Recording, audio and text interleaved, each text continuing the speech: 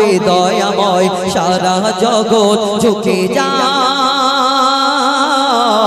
সারা জগৎ ঝুঁকে যায় দুধের চাঁদ আমার প্রিয় মোহাম্মদ দুধের চাঁদ আমার প্রিয় মোহাম্মদ হায় তার কি সুরত যেন আবে হায়াত দু নয়নে ছলকায় মা আমিনা সেই নয়নে চুমা খায়